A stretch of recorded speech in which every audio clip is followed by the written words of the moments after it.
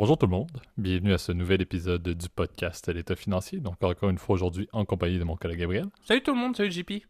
Et pour ce nouvel épisode de la saison 6, on vous fait un au son de la cloche et un place au débat. Donc on revient à notre formule mythique, les places au débat qui sont maintenant la pierre angulaire, la pierre d'assise du podcast, c'est le au son de la cloche qui était notre petit favori de l'époque. Vous allez voir deux sujets d'actualité, en fait extrêmement d'actualité, qu'on va pouvoir discuter aujourd'hui.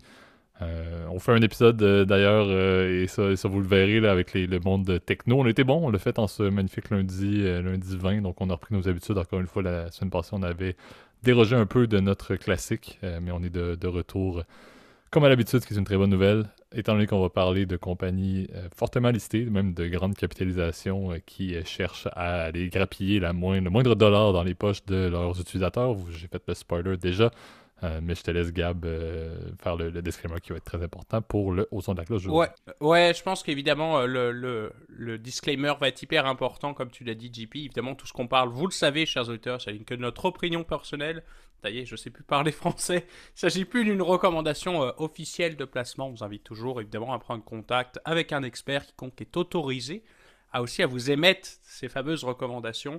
Lui seul ou elle seule sera en mesure de déterminer avec vous, en faisant votre profil d'investisseur, les meilleures options disponibles à votre portefeuille. J'en profite quand même pour vous remercier pour votre bonnes écoutes. En tout cas, malgré le petit retard, vous nous excuserez. Vous voyez, on a un peu dérogé à la règle la semaine passée.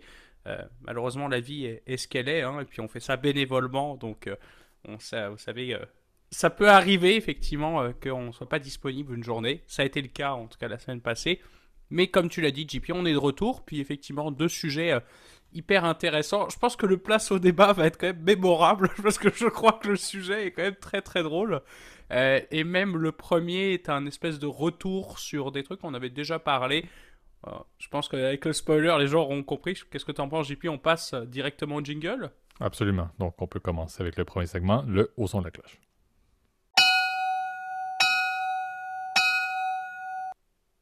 Parfait. Donc, effectivement, on l'a moussé là, en introduction. Là, le titre ou le thème officiel, c'est le blue checkmark à la rescousse des médias sociaux.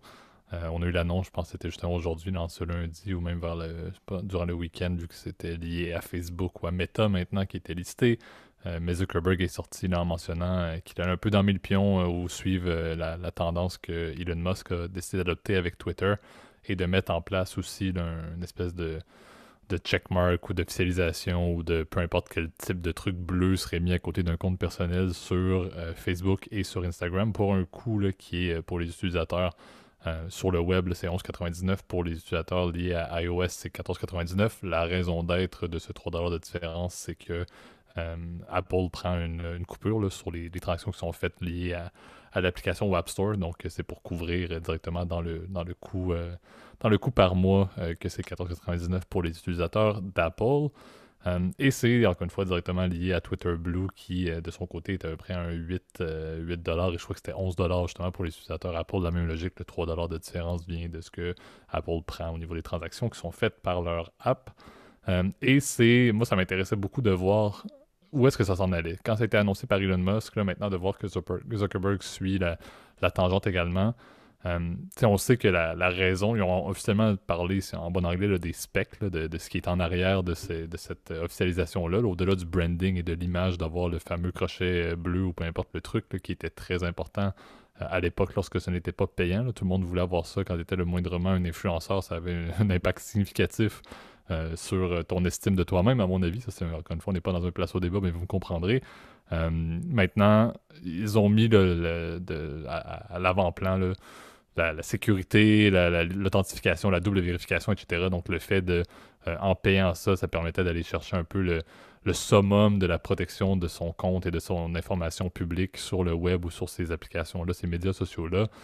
En réalité, on sait très bien qu'en arrière, il y a la volonté de ces compagnies-là d'aller chercher des sources de revenus diverses parce que le côté du advertising, le côté de la publicité va très mal au niveau des médias sociaux. On en a parlé, comme tu l'as dit, maintes et maintes fois dans les derniers mois.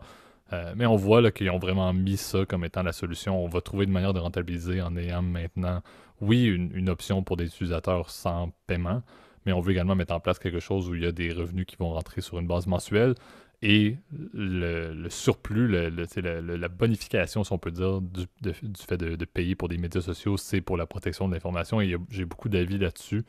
Mais je voulais un peu mettre la table, donc pour juste rajouter, là, ça va être lancé, je pense, la semaine prochaine pour ce qui est de Facebook et d'Instagram. Ça va être fait, je pense, en Nouvelle-Zélande et en Australie pour commencer. Il n'y a pas encore d'annonce à savoir juste quand est-ce que d'autres pays vont se rejoindre et surtout quand est-ce que l'Amérique du Nord, les États-Unis, le Canada et l'Europe vont être soumis à cette option-là. Présentement, on verra où est-ce que ça s'en va dans le futur. Présentement, c'est seulement une option. On peut encore très bien utiliser les médias sociaux sans rien payer. Mais c'est, encore une fois, une prémisse d'une source d'entrée de revenus ou d'accès aux revenus supplémentaires pour ces compagnies-là qui va être significatif pour leurs résultats ou leurs résultats trimestriels, mais qui, à mon avis, m'inquiète un peu parce que les specs, les intérêts, les ajouts liés à ce montant-là, à mon avis, viennent un petit peu mettre une zone grise entre, pourquoi est-ce que je paierais pour, et ça je mets la table, je te passe la parole Gab, mais pourquoi est-ce que je paierais pour avoir une meilleure sécurité de mon information et de mon identité si c'est un peu la responsabilité de cette compagnie-là d'emblée de me l'offrir gratuitement, de protéger mes données, de protéger mon information, de protéger mon identité, pourquoi est-ce que maintenant je devrais payer pour avoir accès à quelque chose de bonifié alors que ça aurait dû toujours être le cas? C'est un peu ça la prémisse. Je sais que c'est un peu ça aussi, les détracteurs de ce système-là, c'est ce qui était le point central. C'est bien beau votre truc, mais ça devrait déjà être le cas. On ne devrait pas devoir payer pour avoir ça comme bonification, comme surplus de l'utilisation conventionnelle de médias sociaux. Ouais, bah je partage tout à fait ton point, JP. Tu vois, ce sera pas être un. Pour le coup, ça va être comme un espèce de place au débat, là, même si bon, c'était pas tenté, là, mais c'était pas censé être le cas, pardon, là, mais tu l'as bien dit, effectivement, ce qui est inquiétant avec cette nouvelle fonctionnalité, c'est qu'effectivement, on va ségréguer maintenant le niveau de sécurité, en fait, en fonction de combien tu payes. Alors, on sait que pour le moment, bon, alors là, c'est dans les plans, effectivement, pour l'Australie, la Nouvelle-Zélande, puis ça devrait arriver prochainement, je pense, en Amérique du Nord. Je pense, par contre, ça ne sera pas conforme au droit européen, parce qu'on le sait que le règlement, le fameux RGPD, le règlement pour la protection des données personnelles, à mon avis, va mettre un frein, effectivement, sur la politique de Facebook et de dire, bon, alors, t'as pas de double d'authentification à double facteur si comment dire, si tu payes pas, c'est clair que ça contrevient, si tu veux, au fameux règlement qui serait en fait, que les sites, comme tu l'as dit, sont garants de la sécurité de leurs utilisateurs. C'est pas à toi, utilisateur, de te sécuriser pour aller sur un site, mais c'est au site quand même de faire en sorte, au moins d'implémenter les meilleures pratiques au niveau de la protection de la vie privée, puis la protection de tes renseignements personnels.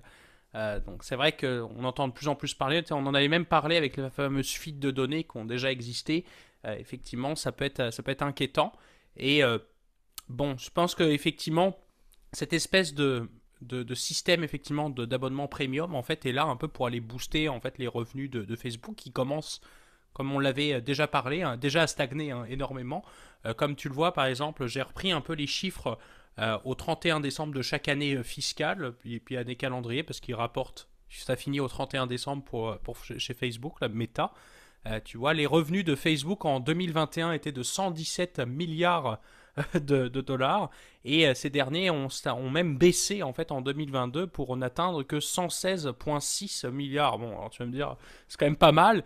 Effectivement, d'ailleurs, leur marge a quand même largement augmenté, puis au niveau de leurs bénéfices ont continué à être assez importants. Par contre, effectivement, leurs revenus, comment dire, que souvent les analystes vont regarder, qui est le fameux EBITDA, Earnings Before Interest, Taxes, Depreciation, Amortization. Pour faire simple, pour ceux qui ne sont pas familiers avec ce terme-là, c'est un peu les revenus moins les dépenses, en fait. On ne prend pas en compte les dépenses d'intérêt, etc., et les charges comptables qui ne sont pas vraiment, on va dire, des vraies charges comptables, des vrais coûts, puisque ça ne sort pas de tes poches. C'est un peu comme revenus moins les dépenses qui te sortent réellement de tes poches, en fait, on pourrait dire ça comme ça. Et bien ce dernier est en baisse, hein, puisqu'il est passé entre les deux exercices en fait de 54,7 milliards de dollars à 42,4 milliards de dollars. Ça ne prend pas en compte en plus les investissements importants qu'ont fait Facebook dans les derniers exercices. On le sait, les fameux Oculus, etc., l'investissement dans le métaverse qui coûte une fortune, on peut pas dire ça autrement. Et donc maintenant Facebook est dans une situation, on l'a dit, où elle cherche à diversifier ses sources de revenus. Oui, il y a le métaverse, pour le moment ça fait pas d'argent, et pour le moment il n'y a pas d'utilisateurs de ce truc-là. Donc il faut trouver une façon de financer cette croissance-là. Et la façon dont ils l'ont trouvé, c'est ce fameux abonnement. Pour le moment, on a peu d'informations sur réellement qu'est-ce que ça va permettre de faire, à part avoir une fameuse certification. Peut-être show-off devant tes amis que oh mon dieu, je suis certifié, je suis comme ça. La bonne nouvelle en revanche, c'est que ça va lier effectivement ton identité à une identité unique. C'est-à-dire que pour le coup, tu seras vérifié avec ta pièce d'identité de ce que j'ai compris, JP. Donc quand tu feras ton abonnement, en tout cas à Facebook Premium, tu auras la possibilité, c'est ça, d'indiquer que tout, en effet, t'es bien la personne, par exemple, Gabriel, ta ta ta ta ta. Donc pour le coup, c'est vrai que ça peut être une fonctionnalité intéressante, mais à voir effectivement qu'est-ce que réellement ça va poser comme question au niveau de la vie privée, etc. Et puis au niveau de la politique de sécurité des données, comme tu l'as dit. Puis moi, j'ai beaucoup de problèmes pour ajouter là-dessus, là. Je change un peu de côté, puis on parle de Netflix, là. Ça n'a pas rapport, mais c'est pour vous montrer à quel point Netflix est basé sur des abonnés, est basé sur des montants mensuels qu'ils ne sont même pas en mesure de maintenir et d'avoir stable, et ça a un impact considérable sur la vision des analystes et des investisseurs.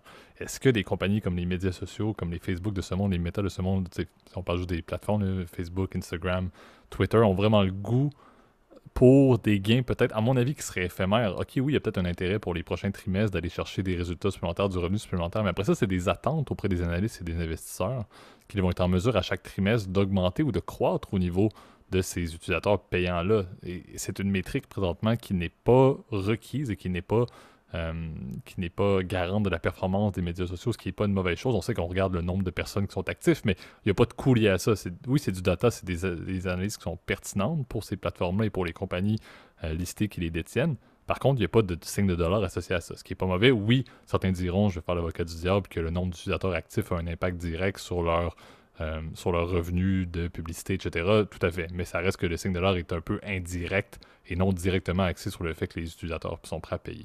Donc, moi, ma vision, c'est beau vouloir des revenus à court terme, c'est beau peut-être vouloir passer au travers des prochains trimestres qui peuvent être un petit peu compliqués. On sait que l'industrie va pas très bien, mais ça devient une métrique qui est dans le béton, ça devient quelque chose qui doit continuer de croître et continuer d'être périn parce que ça va être une source de revenus qui va maintenant être considérée pour le long terme.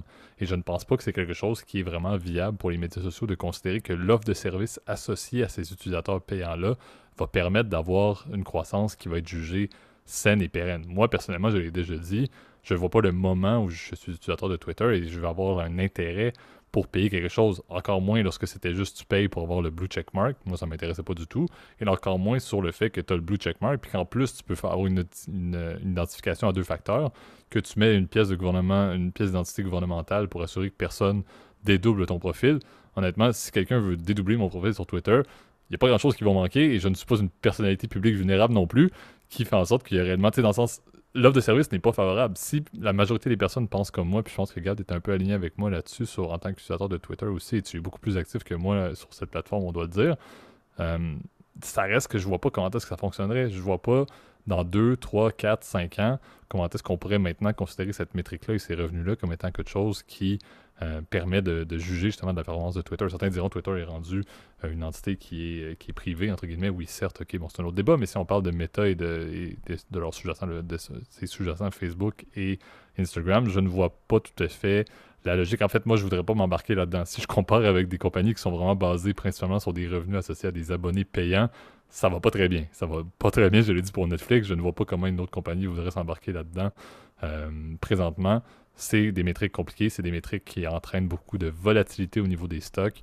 Est-ce que c'est quelque chose de pertinent? Encore une fois, sauf si Meta, sauf si Twitter ont une situation financière qui est à ce point-là critique avec les problèmes liés aux revenus liés à la publicité, qui n'ont pas le choix de trouver une source de revenus. C'est un quick fix. OK, fine, vous n'avez pas le choix. Prenez les gains que vous avez, vous auriez un dixième d'utilisateurs qui déciderait de payer par mois, mais c'est une très bonne chose à la limite pour la survie de cette compagnie-là. Par contre, tu as donné les chiffres de Meta. Je pense pas réellement qu'il y a un si gros problème que ça à ce que cette compagnie-là puisse continuer à opérer relativement dans le vert, même s'ils ont le métavers qui coûte très cher et qui ne rapporte pas beaucoup, etc. Je ne pense pas qu'il y a une problématique à ce point-là pour chercher de manière aussi drastique à la seule solution pour les revenus de publicité qui sont en baisse, c'est d'aller chercher des abonnés payants. Je pense qu'on regarde trop proche comme solution. Je ne suis pas du tout en position de prendre des décisions pour ces compagnies-là, mais je me dis, est-ce que c'est réellement la meilleure chose, sachant, et ils le savent mieux que nous-mêmes, qu'il faut que ça devienne ça fait partie du backbone des revenus pour des trimestres et des trimestres et des trimestres, c'est une nouvelle source peuvent pas juste du jour au lendemain décider, OK, on arrête d'avoir des abonnés payants comme ça. Bingo, on n'en parle plus dans un an, c'est pas possible. Donc, est-ce que c'est vraiment la meilleure avenue? Moi, je ne pense pas. Je trouve que les coûts aussi, c'est un peu débattable. Pourquoi est-ce que Twitter, on parle de 8 à 11, là? Facebook et Instagram, c'est du 11 à 14. Je veux dire, on fait surpayer des comptes aux consommateurs et on en fait partie. C'est rendu qu'il faut qu'on paye pour nos médias sociaux, qu'on a un intérêt peut-être à payer pour nos médias sociaux. On paye déjà pour un paquet de plateformes de streaming. Ça devient un peu ridicule et c'est là que je me dis, il y a des limites en tant que consommateur. Est-ce qu'on est prêt à payer le système des revenus mensuels ou des revenus par abonné était intéressant lorsqu'on en avait 2, 3, 4. Maintenant, si on est rendu à avoir une vingtaine de trucs entre 10 et 20 dollars par mois, ça ne fait plus aucun sens. Aucun sens. Donc, je veux dire, les médias sociaux arrivent peut-être un peu tard dans le bal et n'offrent pas quelque chose qui est, à mon avis, assez valorisé pour que des utilisateurs s'intéressent massivement, commencent à payer mensuellement pour utiliser le même service que j'utilisais avant, mais de pouvoir faire une authentification à 2 facteurs puis avoir un texto avec un code à 6 chiffres qui peuvent rentrer pour se connecter à Twitter. Super intéressant, mais je trouve que ça ne fonctionne pas. L'offre de service n'est pas assez là. Les prix sont faramineux. Mettez ça à 1$, on en reparlerait à la limite, mais là, de mettre ça au même prix qu'un abonnement à n'importe quelle plateforme de streaming, ça dépasse un petit peu, à mon avis, ce qui est conscient. Donc, il y a le volet utilisateur, puis comme je dis, puis Gab, tu as peut-être des points à rajouter, là. Mais le volet financier, je trouve que c'est pas super intéressant de mettre ça dans les résultats récurrents qu'une compagnie doit maintenir et doit prouver et justifier à chaque trimestre. Ouais, bah c'est un peu toujours dans la logique des fameux SaaS, Software as a Service. C'est maintenant de plus en plus comme ça, effectivement, que aujourd'hui, de plus en plus en tout cas de fournisseurs de produits et de services maintenant préfèrent l'abonnement. Après, ce modèle-là commence à être un peu vicieux, hein, parce qu'au début, c'est vrai qu'on trouvait ça accessible parce que c'était pas cher, si tu veux, tous les mois, de payer, par exemple, pour, je sais pas, pour Office 365 ou par exemple ce genre de service. Mais de plus en plus, effectivement, tu as des produits et des services maintenant où tu te rends compte qu'en fait, tu payes tellement plus en payant tous les mois, et ben, que tu te retrouves finalement à payer en fait plus que ce que tu devais dès le départ, tu vois. Donc c'est un peu catastrophique, tu vois. Mais, par exemple, Netflix, maintenant, avec leur nouvelle politique et de plus en plus d'éviter le partage des mots de passe, c'est le même système. Maintenant, les gens sont vraiment furax. Donc j'ai l'impression que le fameux modèle de l'abonnement payant commence à être même de plus en plus dissuasif, en fait, vient de s'auto-flageller, en fait, par ceux qui comptaient, en fait, critiquer. Netflix, même exemple, c'est qu'il est censé être l'exemple de la compagnie qui allait faire couper le câble, les fameux cord cutters, là, qu'on en parlait aux États-Unis, donc les gens qui coupaient le câble aux États-Unis, qui est très cher en passant pour nos auditeurs français, là, ça peut coûter jusqu'à 100 à 120 dollars par mois juste pour avoir la télévision aux États-Unis. Donc Netflix était là pour dire bon bah là toutes les chaînes que personne ne regarde, bon bah au moins on les enlève et on met que du cinéma, que des produits qui l'intéressent. C'est la même chose avec Facebook finalement. Tu veux forcer les gens à payer, si tu veux indirectement, et ben les gens ils vont se barrer en fait. C'est ça qui risque de se passer. Et même chose, je pense avec Twitter. Je pense pas que le pari soit intéressant en fait de vouloir monétiser tout au risque en fait à ce que les gens aillent vraiment sur la plateforme qu'ils préfèrent. Les jeunes vont finir sur TikTok qui pour le coup est toujours gratuit ou sur Instagram qui va à mon avis rester gratuit. Puis les gens qui utilisent Facebook tous les jours, bah, peut-être qu'ils vont finir par payer, mais ça m'étonnerait que ce soit énormément de gens, tu vois. Donc les alternatives gratuites sont toujours plus attractives et on sait que tous les réseaux sociaux payants ont foiré par le passé. WhatsApp, c'était le meilleur exemple. Avant, c'était payant d'avoir WhatsApp. Tu devais payer, je crois, quelques dollars par année pour l'avoir. Et ben, on l'a vu, le jour où ils ont enlevé ça, c'est devenu aujourd'hui la messagerie instantanée la plus populaire au monde. Et aujourd'hui, je pense que c'est plus de 2 milliards de personnes qui utilisent WhatsApp. Donc, bref, c'est des idées qui nous passaient par la tête et je trouvais ça intéressant, chers auditeurs, de vous en parler. Puisqu'effectivement, on assiste à un vrai changement de business model au niveau de ces sites internet qui auparavant vendaient de la pub, maintenant essayent de te vendre des abonnements. Vous nous ferez dire ce que vous en pensez effectivement dans les commentaires, puis je serais curieux de voir ce que vous en pensez vous aussi. Exact. Puis, tu sais, je pense qu'il n'y a pas de bonne ou de mauvaise solution, là. Encore une fois, moi, tant que la solution est, je l'ai dit, là, mais tant que c'est une solution qui est pérenne et qui n'est pas juste réactive. Il faut être proactif, il ne faut pas juste réagir. Je suis là, présentement en train d'enregistrer dans mon salon, puis il y en a qui vont dire tu viens de réinventer le monde. Je sais très bien que tout le monde voudrait faire ça. Être proactif plutôt que réactif dans des décisions de business, c'est normal. Mais j'avoue que c'est un petit peu ironique, puis la sortie de Zuckerberg de juste suivre Musk, encore une fois, c'est peut-être pas la meilleure chose. T'sais. Ok, oui, Musk a des très bonnes idées, mais est-ce que c'est vraiment bien d'embarquer dans le train? Et là, encore une fois, moi, ce qui m'inquiète, c'est si Twitter le fait, si Facebook le fait, si Instagram le fait, ben, tout le monde va suivre. Tout le monde va réagir de la même manière à suivre qu'est-ce que les grands GAFA, les grands, peu importe comment qu'on les appelle, à force on les oublie, là, les FANG, Je crois que c'est devenu les FANG maintenant. les FANG avec deux A, etc. Bref, à suivre où est-ce que ça va aller, mais je me dis c'est pas forcément hyper rassurant comme truc. Et encore une fois, je me fais l'avocat du diable, puis je sais qu'on passe au deuxième sujet par la suite. Certains diront, ben écoutez, sur Twitch, le monde sont prêts à payer pour absolument rien, un abonnement. Ils donnent des je sais plus trop quoi à quelqu'un qui est juste en train de jouer à des jeux vidéo. C'est vrai. Donc, il y a des modèles d'affaires. C'est sûr qu'il y en a qui peuvent essayer de profiter de ces transitions-là entre une plateforme et l'autre. Certains diront, média social ou juste Twitch, ça peut être fort similaire en termes de contenu. Mais j'ai certains débats, en fait, avec l'historique des médias sociaux et avec cette balise-là. Peut-être que ça sera pas du tout un problème et que la zone grise passera, mais ça va être intéressant à suivre. On en reparle dépendamment de ce qui se passe. C'est sûr que ce qui est intéressant, c'est d'implémenter rapidement. On va le voir assez vite dans les résultats trimestriels de ces compagnies-là. Donc, encore une fois, ça va être beau à voir au niveau de l'impact des résultats et du rebalancement de la performance avec justement la publicité qui est en baisse. Mais passons maintenant à notre deuxième segment pour aujourd'hui, le place au débat. Parfait. Donc sujet un peu de débat, mais je sais que je t'ai introduit le sujet Gab et t'as fait fi de toutes mes autres idées pour qu'on inclue celle-ci, là, donc je sais que c'est un... Non, c'était non négociable pour le coup. Là. Donc on le fait. La question, encore une fois, la thématique du segment se nomme Que recherche Kim Jong-un? Vous l'avez vu au courant du week-end passé, donc il y a eu le fameux ICBM, là, le Intercontinental, etc. J'oublie l'acronyme complet, Ballistic Le lancement de Missile. missiles, quoi, Rocketman, quoi. Exact, mais celui de longue portée qui a volé selon les autorités japonaises pendant plus de 66 minutes quand même. Et en ce lundi matin, je crois, j'avoue qu'avec le décalage horaire et tout, on sait plus trop. Là, on se lève avec le fait que le 9h, tu as eu des missiles qui ont été tirés en mer du Japon. Là. Mais il y a aussi deux autres lancements là, de missiles balistiques à plus courte portée, ceux-là. Donc, il y a clairement là, une tangente de la part de la Corée du Nord et de Kim Jong-un là, à tenter de recréer le chaos, puis il y a beaucoup d'intérêt à parler de qu'est-ce qu'il recherche réellement derrière ça, pourquoi est-ce que soudainement il reprend de manière successive des lancements. C'est pas quelque chose qui est nouveau, là. Il y a eu des lancements dans les derniers mois, dans les dernières années également, de manière plus sporadique là, sur le fameux programme nucléaire là, nord-coréen.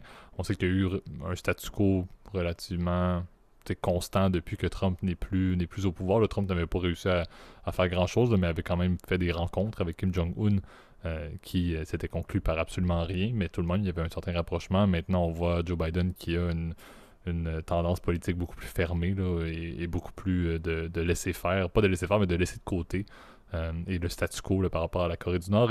Et j'entends un peu ma vision et ce que plusieurs experts mentionnent, puis Gab, tu pourras donner ton avis par la suite, là.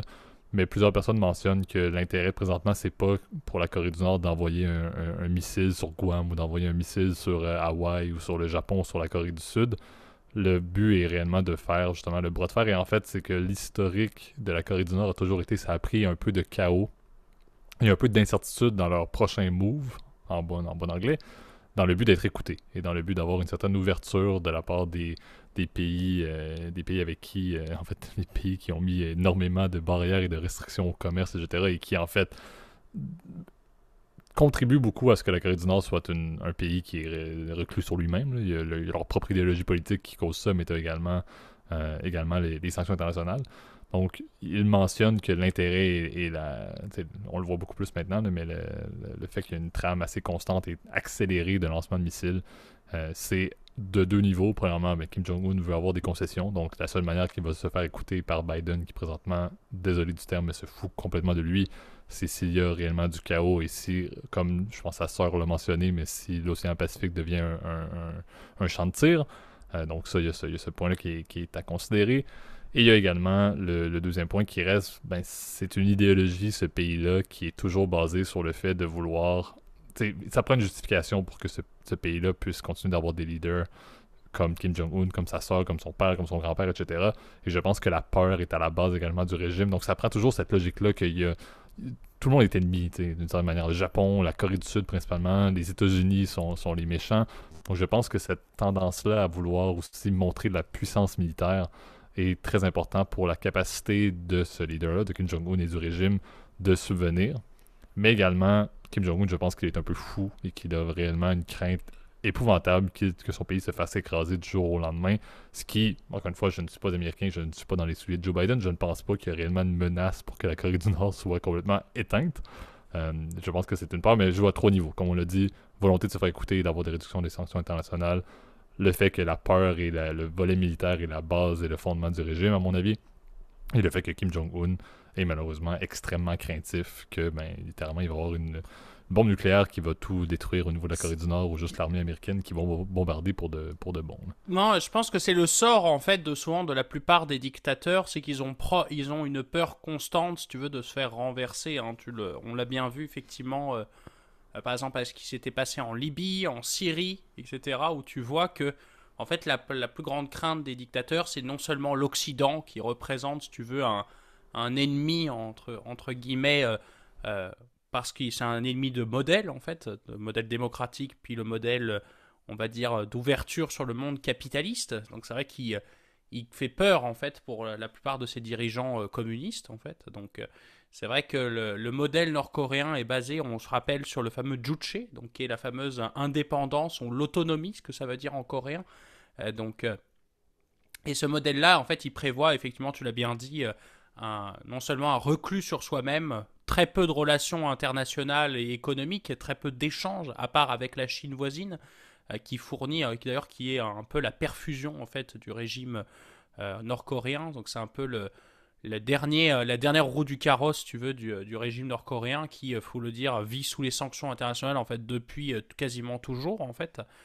Depuis surtout qu'ils ont accéléré leur fameux programme de missiles nucléaires. Donc oui, la Corée du Nord, effectivement, est puissante. Oui, elle a rarement été aussi montré qu'elle était capable de lancer des missiles intercontinentaux disposant d'ogives nucléaires, en effet.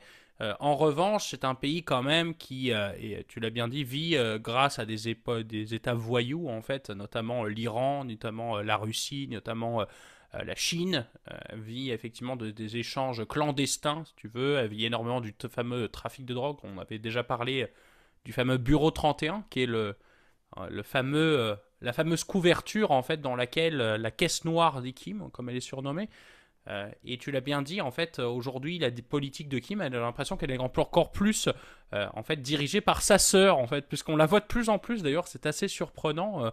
On la voit quasiment autant que Kim, en tout cas sur la scène internationale ou étrangère. Les Sud-Coréens, évidemment, sont pas contents parce que, évidemment, ils n'ont pas envie de se manger un missile nucléaire sur le visage. Les Japonais aussi, on connaît la fameuse hostilité qu'il y a entre les Coréens et les Japonais depuis la fin de la Seconde Guerre mondiale, puisque leur pays a été quand même occupé par les Japonais en fait, pendant la moitié du XXe siècle. Donc, et ça a été une colonisation terrible. Donc, c'est vrai qu'il y a tout un relent, en fait, c'est ça, de jalousie, on va dire, d'ego personnel. Je pense aussi de peur, tu l'as bien dit, JP, du régime coréen. Est-ce qu'il va réussir à survivre par rapport à la mondialisation qui inévitablement va menacer entre guillemets les fondements du Juche? On le sait, c'est une question, on veut dire, d'années. Et est-ce que le clan Kim va réussir à survivre effectivement à ça? Je pense que c'est l'intérêt effectivement d'avoir les armes nucléaires. Alors la question est de savoir comment on va pouvoir dénucléariser. À l'heure où on se parle, quasiment impossible. Parce que, effectivement, tu as un programme qui a été relancé, qui est de plus en plus puissant. Et tu as les Américains, évidemment, qui grincent des dents. La négociation à la Trump, on l'a vu, ça n'a pas marché. Oui, il y a eu une tentative. Le premier sommet a été un relatif succès. Les bouts de papier, ça a bien marché. Les déclarations d'amitié, ça se marche toujours. Mais dans les faits, évidemment, les tentatives évidemment, de médiation sur la question du nucléaire, évidemment, n'ont pas fonctionné. Comme elles n'ont pas fonctionné, on le sait, malgré qu'elles ont fonctionné temporairement avec l'Iran, on sait qu'elles n'ont pas fonctionné, par exemple, pour le Pakistan et l'Inde, qui sont aussi détenteurs de l'arme nucléaire. Ça n'a pas fonctionné pour Israël, etc. Donc c'est encore une situation, je pense, assez inquiétante pour la péninsule coréenne, parce que on le sait qu'en plus c'est une zone de tension avec des bases militaires américaines qui sont, tu l'as dit, à Guam, en Corée du Sud, évidemment, au Japon, Évidemment, il n'y en a pas à Taïwan à mon souvenir. Corrigez-moi si je me trompe là, mais ce sont des zones effectivement où éventuellement l'armée américaine a des positions et elle veut évidemment les défendre. Et de l'autre côté, c'est les autres pays qu'on a mentionnés juste avant sentent menacés par l'expansionnisme sino-coréen, nord-coréen et russe. Donc c'est comme cette espèce de logique de bloc qu'on avait déjà parlé qui se recrée. En tout cas, c'est peut-être mes pensées un peu de personnes, pardon, encore, je refais l'autoblague, encore une fois, prenez-le à la dérision de personnes sur le spectre, là, mais c'est ce qui me passe à travers la tête, et puis faites-en moi part si vous trouvez, vous êtes d'accord avec moi ou contre, je serais curieux évidemment de savoir. JP, je sais pas si tu as quelque chose à rajouter. Ouais, ben tu sais, moi je vois beaucoup de complexité là-dedans. Là, tu sais, ceux qui ont écouté les épisodes récents, vous vous souviendrez, on avait fait un épisode sur la perspective de ce qui se passe entre la Chine et les États-Unis. Là, tu sais, c'est un peu dans la même logique. Tu sais, on a des enjeux du côté de l'Atlantique, entre guillemets, du côté de l'Europe. On a des enjeux du côté du Pacifique. On se retrouve encore une fois avec énormément de besoins de diplomatie dans le but d'assurer qu'il n'y a pas cette fameuse qui sur papier peut très bien se faire, cette alliance-là entre la Corée du Nord, entre la Chine et entre la Russie, qui sont un peu dans des idéologies similaires, et qui peuvent, à plusieurs degrés, s'entraider beaucoup pour compenser des sanctions ou des problématiques ou des restrictions ou une opposition de bloc de la part de l'OTAN et également là, des nations alliées, si on peut dire, ou amies, là, comme l'armée japonaise, l'armée de Corée du Sud également. Donc c'est sûr que c'est un peu embêtant parce que certains disaient l'intérêt pour Biden présentement, c'est l'Ukraine. C'est la Russie, c'est pas du tout le fait, et c'est la possible intervention de la Chine dans l'armement de la Russie. Donc il y a déjà d'autres enjeux avec des puissances encore plus significatives que la Corée du Nord et leurs missiles qu'ils envoient dans le Pacifique présentement. Mais c'est sûr que c'est à certains degrés. On sait que dans les dernières années, c'était dans les années 2000, même je pense 2010, il y a quand même eu aussi, je pense, un navire japonais qui avait été coulé par l'armée nord-coréenne. Il y avait également eu, si je ne me trompe pas, du bombardement sur une île qui appartenait au Japon également. Donc, ils sont pas non plus juste là à viser dans l'eau. Il y a quand même une possibilité que ça peut être une escalade si jamais il n'y a rien qui est fait.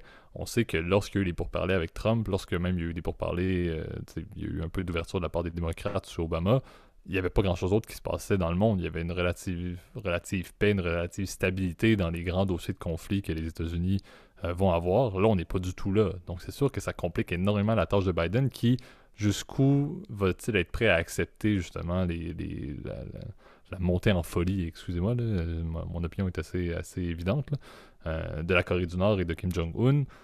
C'est où est la ligne présentement? On sait que c'est du tac au tac. Il y a eu le premier missile à ICBM qui a été envoyé pendant le week-end et directement après, tu avais un exercice avec des avions de Corée du Sud et des États-Unis qui sont passés justement juste à côté de la Corée du Nord. Donc, il y a une escalade possible. Quelles vont être les limites? Encore une fois, moi, mon avis est toujours la diplomatie. On sait qu'on est bientôt au premier anniversaire de la guerre en Ukraine.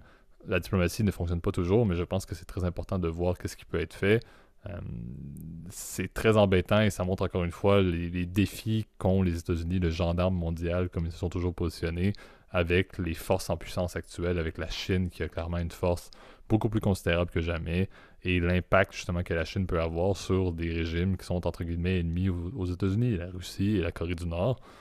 Il y a beaucoup de complications et il ne faut pas non plus négliger qu'est-ce que Kim Jong-un et la Corée du Nord sont en mesure de faire. Ils ont clairement un programme qui fonctionne.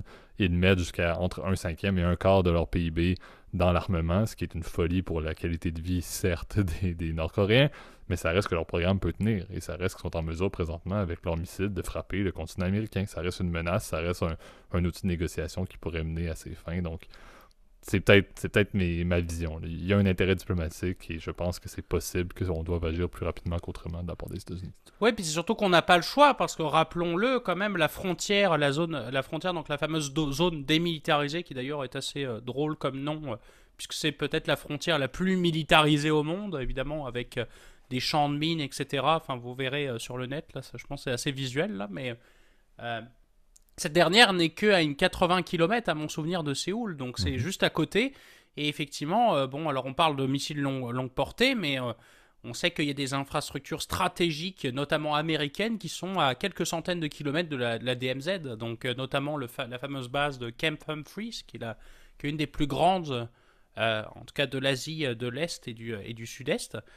qui est vraiment, c'est une ville, c'est même un État dans un État, hein, pour le coup, donc c'est complètement immense, et évidemment, on défend les intérêts stratégiques, évidemment, des États-Unis dans la région, c'est très important.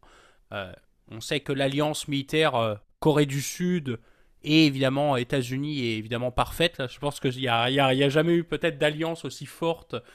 Idem avec le Japon, puis même avec la fameuse relation qui existe quand même avec Taïwan. En tout cas, dans la région, c'est très clair qu'évidemment les États-Unis sont là évidemment pour protéger cette région-là.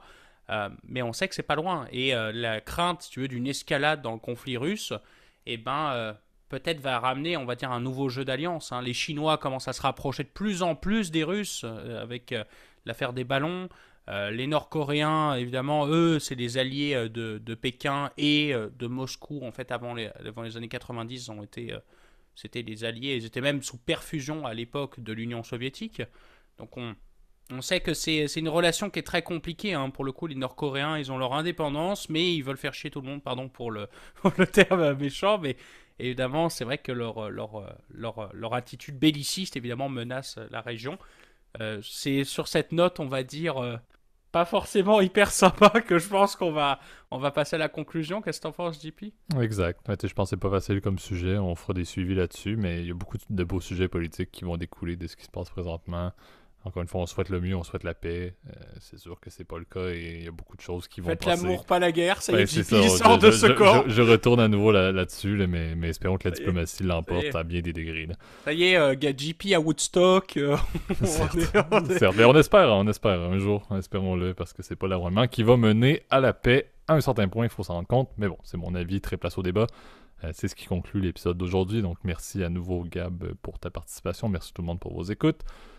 Pour votre écoute. Et comme à l'habitude, vous pouvez nous retrouver sur YouTube, donc notre plateforme clé pour les commentaires publics. Donc n'hésitez pas à les mettre, toute opinion, tout sujet, tout n'importe quel commentaire que vous avez également. Si vous voulez faire de manière privée, Gab met toujours dans la zone de description l'adresse courriel. Donc n'hésitez pas à l'utiliser pour des messages plus privés ou plus directs vers nous. Et également, tant que vous êtes sur YouTube, allez vous abonner à la chaîne, mettez la cloche, etc. Le tout pour avoir des notifications. Et si vous avez apprécié la vidéo, le contenu, n'hésitez pas à aller mettre un like. Sinon, comme pour la majorité d'entre vous, vous utilisez les plateformes audio, donc vous pouvez nous retrouver sur Spotify, Apple Podcasts, Overcast à nouveau, pourquoi pas, et Deezer, donc pour ne pas les renommer 15 fois, mais vous les connaissez mieux que nous-mêmes. Donc là-dessus, allez mettre justement les systèmes d'étoiles ou les gradations ou les pouces. Ça nous aide beaucoup pour le référencement, Gab, tu l'as dit. Le bouche à oreille aide beaucoup le podcast, c'est le fondement du podcast et ça nous permet, ça nous motive à continuer de le faire à chaque semaine comme on le fait. Donc n'hésitez pas à le partager également au-delà de juste le contenu et l'apprécier. N'hésitez pas également à le partager à vos collègues, à vos proches qui pourraient s'intéresser au genre de sujet que l'on partage et que l'on fait à chaque semaine. D'ici là, je te souhaite, Gab, je vous souhaite à tous une très belle semaine. Salut tout le monde, bonne semaine.